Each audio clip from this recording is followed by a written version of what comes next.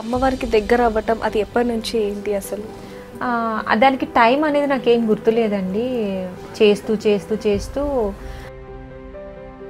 అసలు అమ్మవారు ఎప్పుడు కనిపించింది ఏంటి?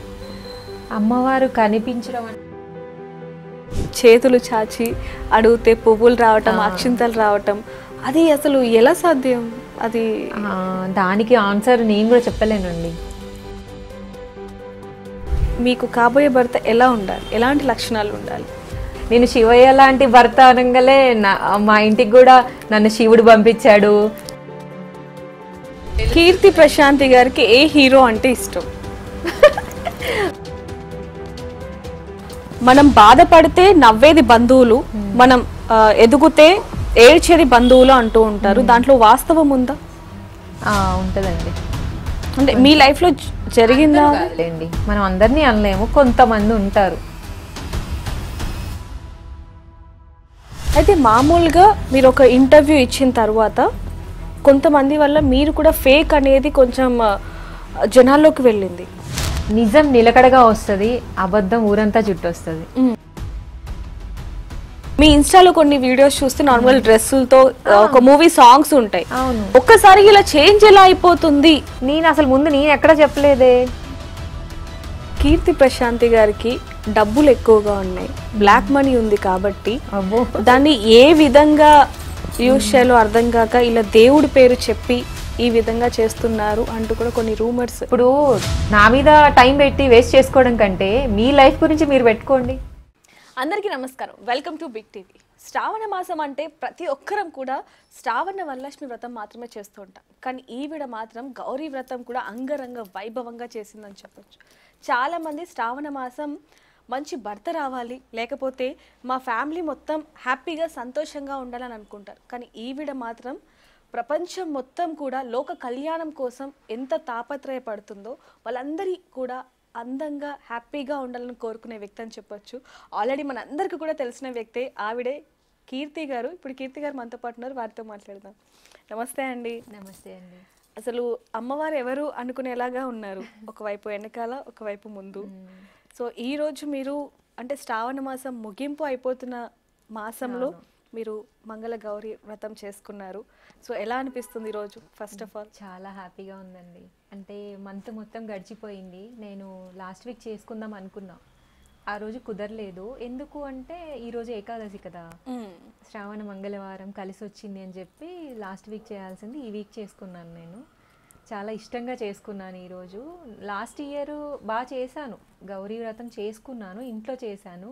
ఈ సంవత్సరం మాత్రం ఎందుకో కొంచెం అమ్మకి ఇంకా మంచిగా చేయాలి, ఒక 10-15 మంది ముత్తైదుల్ని పిలవాలి, వాళ్ళకి వాయనం ఇవ్వాలి అని చెప్పి నా మనసుకి సంకల్పం అనిపించింది. అంటే అనిపించడం ఓకే, అంటే చాలా మంది కూడా శ్రావణ మాసంలో మంగళ గౌరీ వ్రతం కూడా చేస్తూ ఉంటారు. అవును, కానీ మీరు స్పెషల్గా పసుపు కుంకుమలతో అది చేయడం, అంటే అమ్మవారిని కూర్చోపెట్టడం అనేది అసలు ఎన్ని పెట్టారు, ఏంటి, ఎలా అనిపించింది?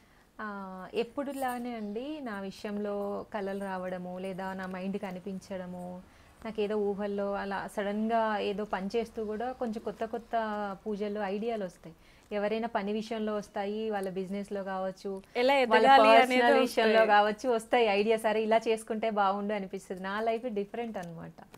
అంటే పూజది అలా సడన్గా వచ్చేస్తుంది మైండ్కి, అది జరిగిపోతుంది. నా ప్రమేయం ఉందా లేదా అని కూడా ఒక్కోసారి జరిగిన తర్వాత అర్థం అవ్వదు.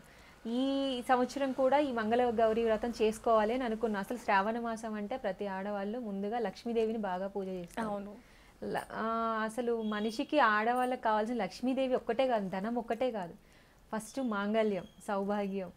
అంటే గౌరీదేవి ప్రతి ఆడపిల్లకి పెళ్లికి ముందే గౌరీదేవి పూజ ఎందుకు చేపిస్తారు? పెళ్ళైన వాళ్ళే చేయాలని లేదు కదా, మరి పెళ్లి కాకముందే ఎందుకు చేపిస్తారు అంటే ఆ తల్లి తాళి అంత గట్టిది అని ఒక నమ్మకం, పురాణాలు అవే చెప్తూ ఉంటాయి కదా.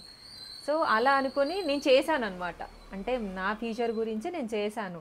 ఈ సంవత్సరం ఇలా ఇంకా బాగా చెయ్యాలి, ఇన్ని పూజలు చేస్తున్నాను కదా, సడన్గా నాకు 1 డే బ్యాక్ అనిపించింది, గౌరీదేవి అమ్మ గౌరమ్మ మంచిగా నీకు పూజ చెయ్యాలి అనుకున్నాను. బైక్ పై ఉన్నాను, నేను బయటికి వెళ్ళాను. నేను ఆ వెళ్ళే దారిలో అనిపించిందండి, ఇలా 108 గౌరమ్మలు అని నాకు కనిపిస్తుంది.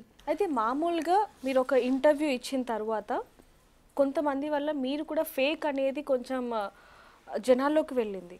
కొంచెం మీరు అది కూడా ఫేస్ చేయడం జరిగింది. ఓకే. ఒక్క ఇంటర్వ్యూ వల్ల అంటే అది మంచి ఇంటర్వ్యూ అయినప్పటికీ ఆ తర్వాత వాళ్ళు చేసిన ఏదైతే బిహేవియర్ ఉందో అది మీకు కూడా కొంచెం ఒక చిన్న మచ్చ తీసుకొచ్చిందని చెప్పొచ్చా? ఆ, నేనైతే అలా అనుకోవట్లేదండి. మచ్చ అని నేను ఎప్పుడు అనుకోను. నిజం నిలకడగా వస్తుంది, అబద్ధం ఊరంతా చుట్టొస్తుంది. నేను అది బాగా నమ్ముతాను. ఇప్పుడు ఫేమ్ అనేది కొనలేనిది, వెళ్ళలేనిది. అదేదో సంతలో కొనుక్కునే వస్తువు కాదు. ఎంత డబ్బైనా సంపాదించవచ్చు, కానీ ఫేమ్ అనేది దేవుడు ఇవ్వాలి. ఫేమ్ అని కూడా అనొద్దు దాన్ని. ఒక పేరు, మనం చేసే కష్టానికి ఒక విలువ, అది దేవుడే ఇవ్వాలి. అది ఎవరో ఇస్తే అవ్వదు. కొన్ని కామెంట్లు నేను కూడా చదివానండి. జనాలు అనే మాటలు కొన్ని నేను ఫేస్ చేశాను. కానీ నేను ఎందుకు పట్టించుకోను, నేను ఇంకా నాలాగే నేను ఎందుకున్నాను, మరి నేను ఎప్పుడు ఆపేయచ్చు కదా. ఒకవేళ నేను భయపడి ఉంటే ఇంకా వీడియోలు, నాకు జరిగే వింతలన్నీ నేను ఎందుకు చూపిస్తున్నాను అంటే, నాకు దేవుడిచ్చిన అదృష్టం. దేవుడు ఎలా నాకు కనిపిస్తున్నాడు, దేవుడు అంటే డైరెక్ట్గా దిగొస్తున్నాడు అని కూడా నేను చెప్పట్లే. నాకు ఏదో ఒక రూపంలో కనిపిస్తూ ఉంటాడు. దాన్ని నేను అందరికీ చూపిస్తున్నాను, వీడియోలు చేస్తున్నాను. మరి మీరు నన్ను విమర్శిస్తున్నారు, బాగానే ఉంది. మరి నా వెనుక జరిగే వీడియోలో అసలు ఏం జరుగుతుంది, నా వెనుక జరిగేది ఏంటి, నేను ఎవరి గురించి కష్టపడుతున్నాను, నా కష్టం ఎడిపోతుంది. దాన్ని దృష్టిలో పెట్టుకోకుండా అంత అమ్మవారికి దగ్గర అవ్వటం అది ఎప్పటి నుంచి ఏంటి అసలు? దానికి టైం అనేది నాకేం గుర్తులేదండి. చేస్తూ చేస్తూ చేస్తూ ఈరోజు ఇప్పుడు మీ ఇంటర్వ్యూ వరకు కూడా, ఈరోజు ఈ గౌరీదేవి వ్రతం వరకు కూడా మొదలు ఎక్కడైందో నాకు తెలియదు, కానీ ఇది ఎక్కడెండు కూడా నేను చెప్పలేను. నా లైఫ్లో ఒక పార్ట్, నా లైఫ్ స్టైల్ నాకే ఉంటుంది. అంటే ఒక సామాన్యమైన అమ్మాయిని అండి నేను, మీలాంటి ఒక సామాన్యమైన అమ్మాయి. నేనేమి అంటే పురాణాలు, శాస్త్రాలు, వేదాలు చదివిన దాన్ని ఏం కాదు.